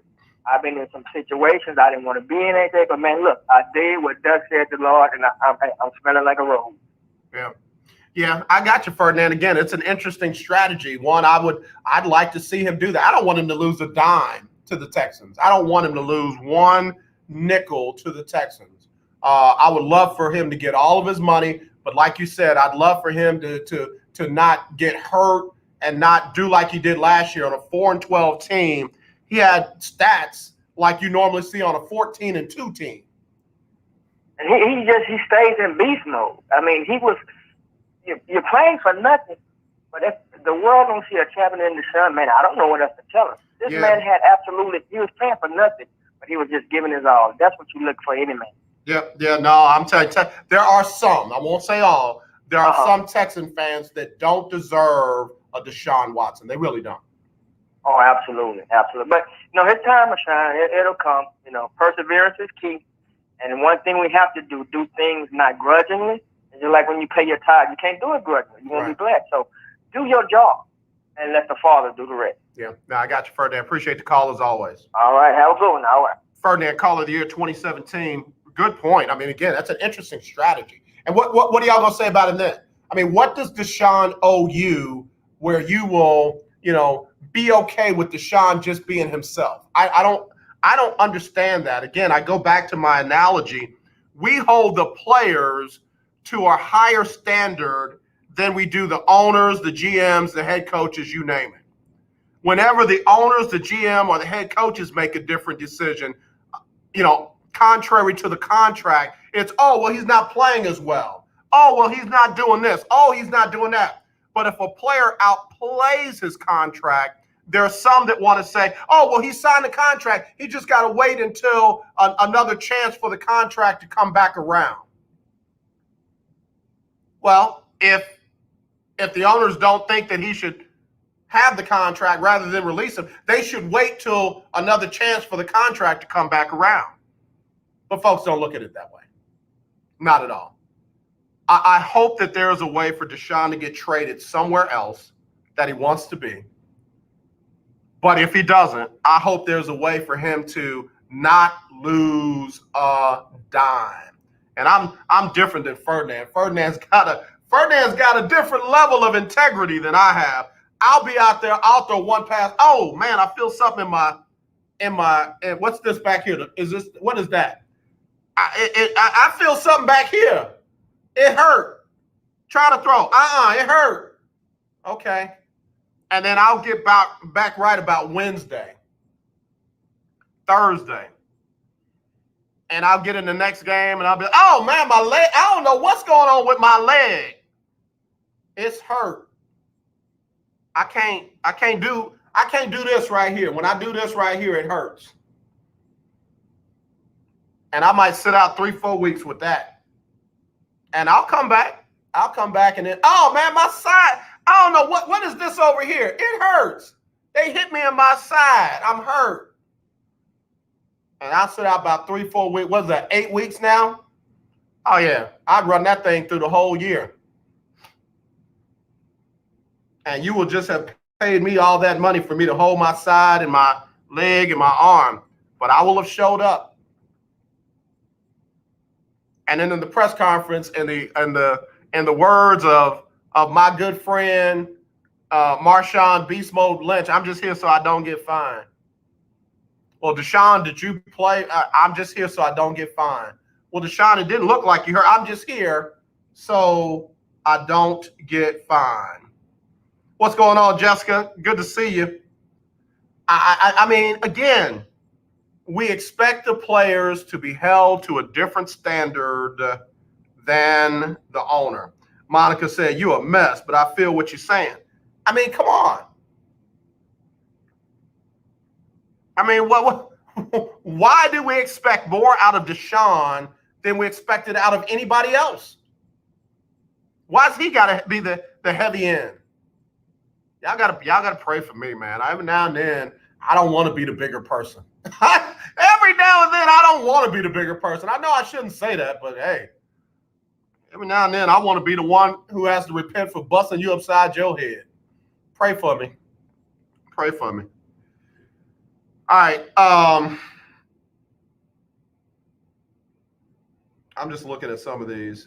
The Bears look like they really gonna try to get Russell Wilson. The Bears, and I don't know why I wouldn't. If I'm the Bears, Russell Wilson's still under contract, but he put out there that he might want to come to the Bears. I'm doing everything I can to get him.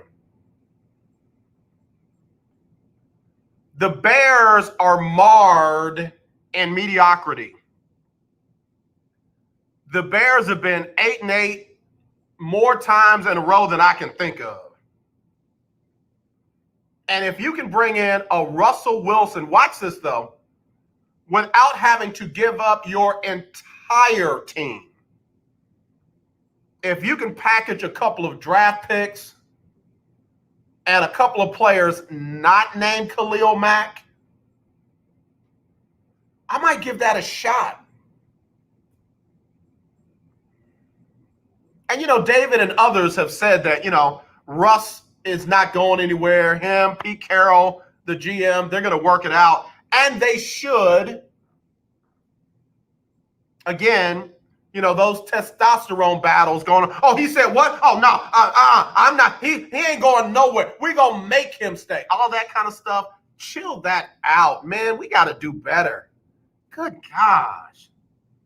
We will fight harder because our pride got hurt than we will for our sisters and our queens. And heaven forbid it be for people who are less fortunate than us. Good gosh. If we would only treat people like they were our pride and our ego and fight as hard to defend them as we do it, man, this world would be a lot better place.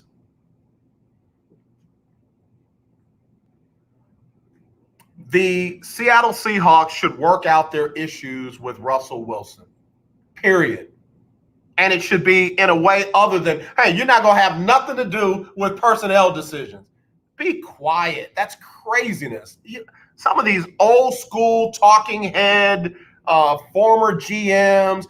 Can I just say something?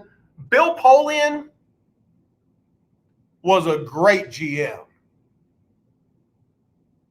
Bill Polian, the analyst, the expert on all things psychological and how things should be handled, I ain't asking him nothing but how to be a GM. How to put a league together, he lied about that with the AAF. Oh, yeah, we got enough money to be sufficient for 3 years. Game 5, they were out of money. I'm sorry, it was game 3, they were out of money.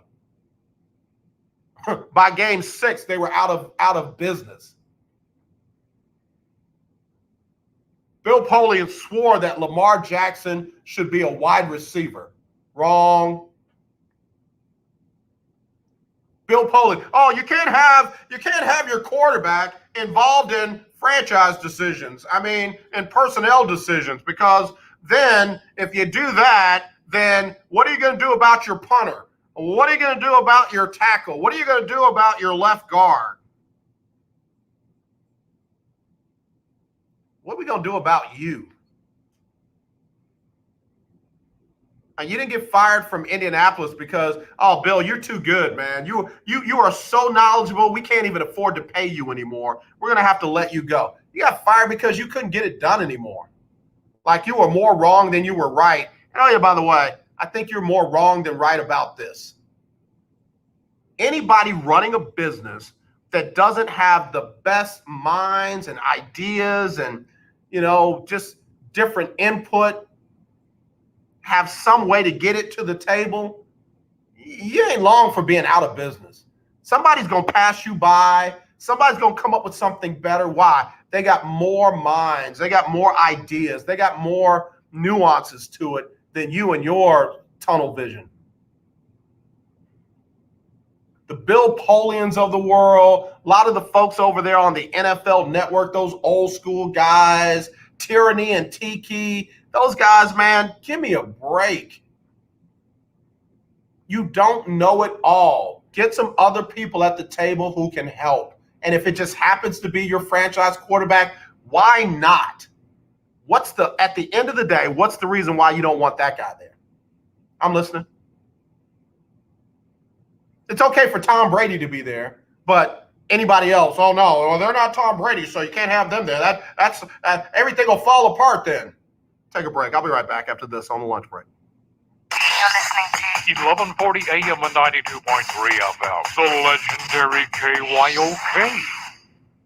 Now, in-home or in-office do-it-yourself COVID-19 testing is available to you, and the results are 99% accurate. Save your time and be safe by avoiding the lines and crowds. You can test yourself and your family members at home. Test your employees at work, making sure your workplace is safe. Simply call Citation Bioscience at the number we're about to give you to order your COVID-19 testing kits. When they arrive, follow the simple instructions and send them back to us with our prepaid shipping. Results are ready the next day in 95% of the cases. And remember, they are 99% accurate and reimbursable by your insurance company. Save your time, stay safe, and avoid the crowds. Order your COVID-19 kits now by calling this number now. Pricing starts at $119 and discounts are available for larger orders. Call now. 800-247-8046. 800-247-8046. That's 800-247-8046.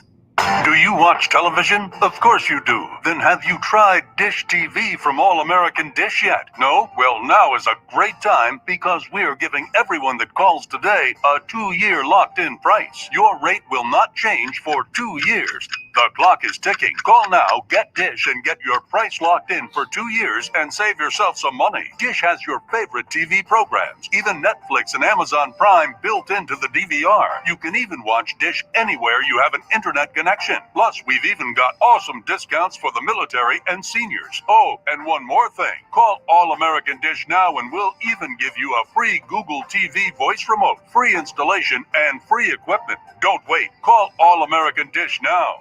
800-296-1302. 800-296-1302. 800-296-1302.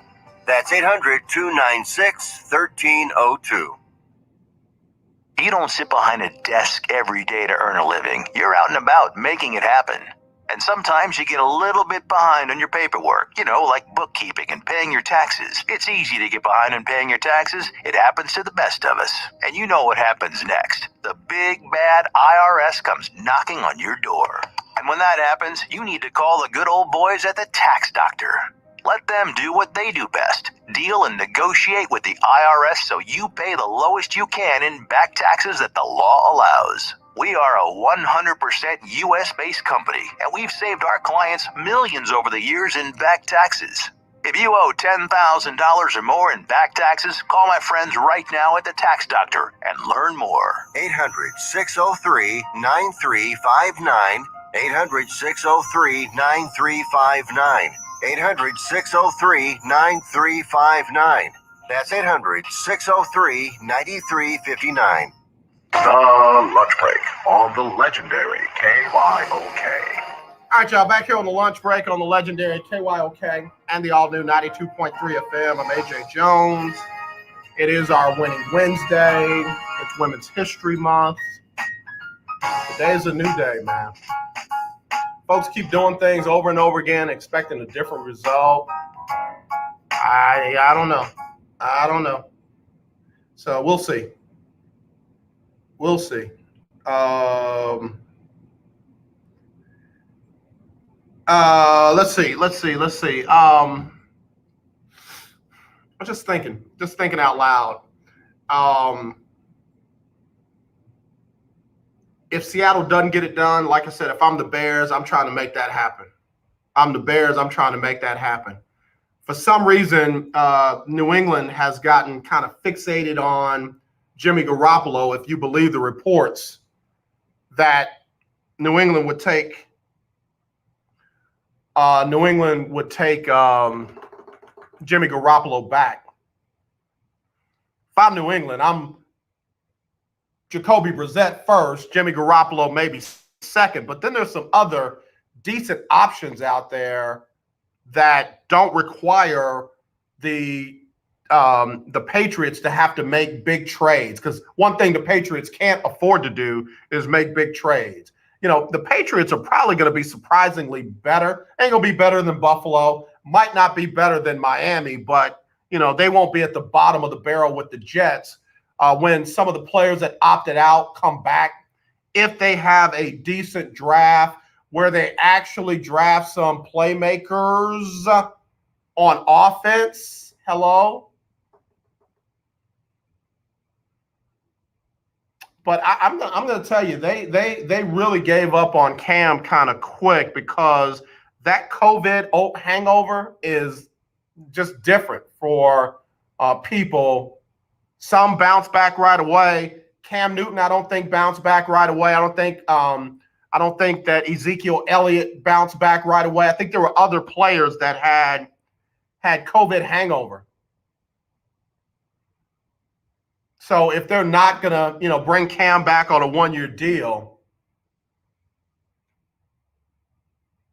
I don't know if Jimmy Garoppolo is the dude, because now you got to trade assets to get him. Got to take on that contract where San Francisco gave him, you know, the moon and then some after a 5-game win streak. Y'all gonna think I'm crazy, but let me ask you this: If New England is the team that everybody thinks that they are, you know, based on Bill Belichick and Josh McDaniels, why wouldn't they want a guy like Nick Foles or a guy like Alex Smith or Marcus Mariota? Somebody like that. Why wouldn't they want somebody like that? Why wouldn't they want Jacoby Brissett, who knows the offense? And they don't have to trade for him. He's not currently under contract. I don't understand.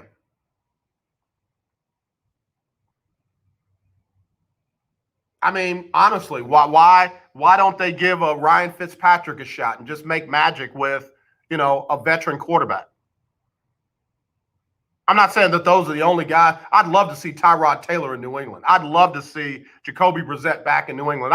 I'd love to see Jameis Winston say, listen, if I am not the outright starter in New Orleans right now, forget the Drew Brees thing, forget the Taysom Hill thing. If I'm not your dude, if I've not earned your trust yet, then send me to New England. I'd love to see any one of those, but I'm just saying,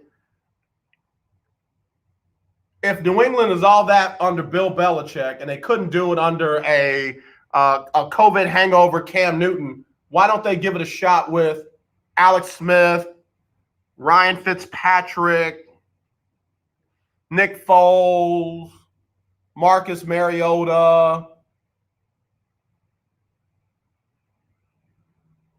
Oh, they're looking for youth. Okay. All right. So Jimmy Garoppolo is the youth that they're looking for? Huh. Okay. Well, more power to him. Give up whatever you got to give up to go get him. That's your man. What did Killmonger say in Black Panther? Is this your king? Hey, Auntie.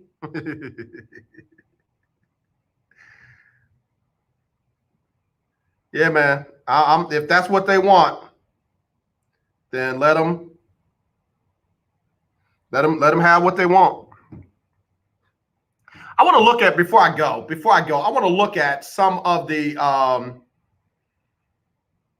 NFL standings from last year, and I kind of want to do some on winning Wednesday. I kind of want to predict some things. All right, AFC East: Bills 13-3, Dolphins 10-6, Patriots 7-9, Jets 2-14. Pre-draft. I'm going Buffalo 11-5. Do they play 17 games this year? Is this a 17-game season? Hey, Willie Gibson, what's up, bro? Happy belated birthday to you. Is this the 17-game season?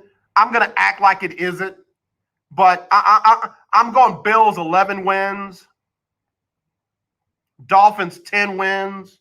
Oh, it is a 17-game series. Okay, so Bills 12-5, Dolphins 11-6. Man, I don't know who the Patriots are going to get, but I'm believing that they're going to be a game or two better. So maybe 9-8 Patriots. Jets. I mean, Robert Salah, I like him, but it's the Jets. Like, if you give me Rotten Tomatoes and bad noodles, I'm still not going to be able to turn it into good spaghetti. I don't know. Maybe 4 wins, 5 for the Jets. Pittsburgh, on the other hand, going to the AFC North. I did not want Pittsburgh to bring back Big Ben, but I'm not going to punish them for doing that because they've got Dwayne Haskins on the roster, and it ain't Mason Rudolph, and it's not Devlin Hodges. I hate that they didn't do more. Man, I forgot my guy's name out of Tennessee, the rocket scientist. I hate that they didn't do more with him, but I say all that to say I think Pittsburgh goes 12-5. I think they go 12-5. I still think they win 12 games. I still think the Ravens win 10. I think Cleveland, stays in that 11-6 range, so they move up a spot. But the team I really wanted to get to, Josh Dobbs, thanks, Willie. The team I really wanted to get to was the Cincinnati Bengals. Everybody's giving their head coach all the love like he just balling.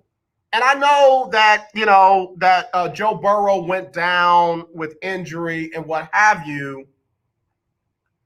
I still don't see Cincinnati winning more than 6 games, which puts them at 6-11.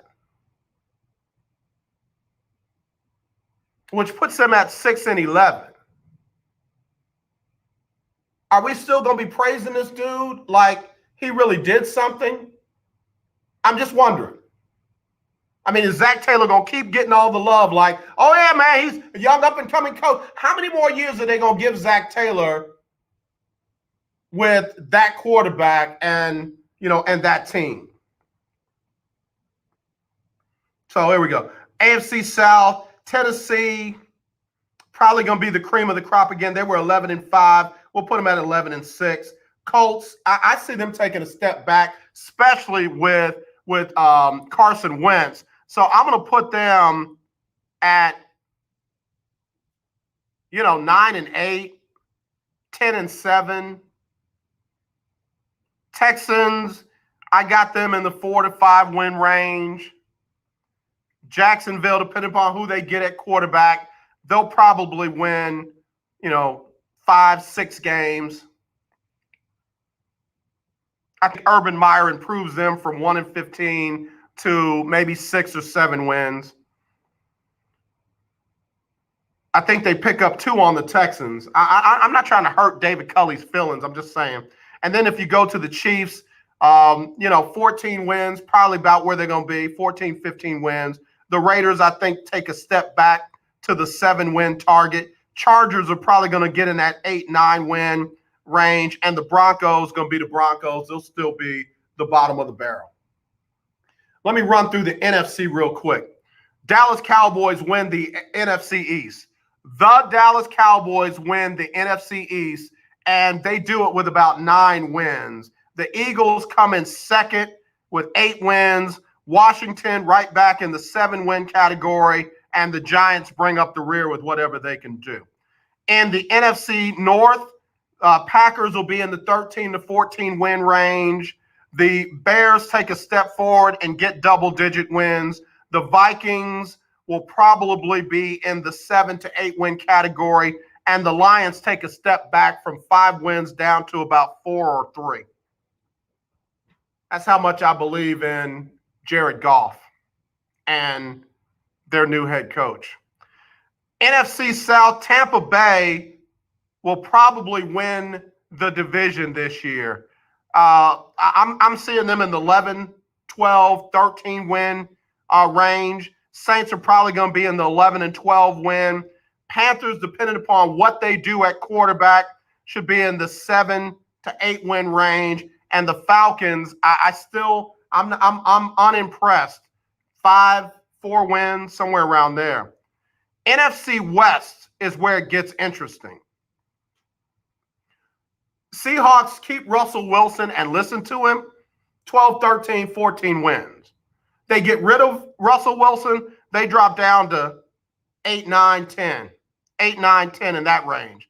Rams, I know y'all keep telling me Matthew Stafford is the guy. He's better than Jared Goff, so I'll put him at 10, 11 wins. Cardinals, 8 and 9, 9 and 8. I don't see much more than that. And the 49ers end up with a better season because of health. Joey Bosa comes back, and your 49ers will be back and better. So just ran through it real quick. I'm open to discussion on it more tomorrow and Friday if you want to get in. I got a special guest that's joining me on Friday for Women's History Month, and I'm so excited about her, man. I want to hurry up and go to sleep tonight, and it'd be Thursday, and then hurry up and go to sleep tomorrow, so it'll be Friday. So if you don't tune in tomorrow, make sure you tune in on Friday. On this day in Women's History Month, I want to acknowledge Candace Storey Lee. She is the first woman and the first African-American woman to be an athletic director in the SEC. She is the current athletic director of Vanderbilt. And not only is she the athletic director, but she was a standout in women's basketball. And watch this. She got her bachelor's from Vanderbilt. She got her master's from Vanderbilt. And she got her doctorate from Vanderbilt. And I got nothing but respect for her. She paid her dues. So Queen Candace Storey Lee, Vanderbilt Athletic Director, we honor you today on Women's History Month. And watch this. She got that job. The SEC waited until March of 2020 to get their first woman as an athletic director. Let that sink in. When people try to tell you, oh yeah, everything's fine, we got it, we'll need no. Anyway, let me go. Sybil Wilkes, I'll see y'all tomorrow. Y'all take care. Love y'all. It's Sybil Wilkes with what you need to know today. The attempted murder charge against Kenneth Walker, the boyfriend of Breonna Taylor, has been permanently dismissed. The charge was brought against him during last year's Louisville police invasion in which Breonna Taylor was killed. Meanwhile, one day behind schedule, jury selection in the Derek Chauvin murder trial has begun. Chauvin, the white former Minneapolis police officer, stands charged solely with second-degree murder and manslaughter in the death of 46-year-old African-American George Floyd. Lawmakers in the House are set to vote on the long-awaited $1.9 trillion coronavirus relief bill after weeks of negotiation. Once the bill is passed, it's expected to be signed by President Biden. Roughly 90% of American households will be eligible to receive the $1,400 stimulus checks, which are slated to go out by the end of this month. To subscribe to my free daily newsletter, please visit SibylWilkes.com. Be informed, be empowered. And happy. The legendary 1140 AM KYOK Conroe and 92.3 FM K222CX Houston. Are you ready? All right, y'all. Hey, listen, I hope y'all enjoyed the show. It was so good to have David Grub back. Willie Gibson, man, love you, brother. Let me know when you can come back on so we can chop it up. And again, y'all, thank y'all for being amazingly you all. Thank you for your support. Thank you for sticking with me here on the lunch break, because I mean it when I say I am not divided from you. I want to be united with you. I love you, and there's truly nothing you can do about it. Texas, stay masked up. Don't listen to that governor, man. All right, y'all. Y'all take care. Love you.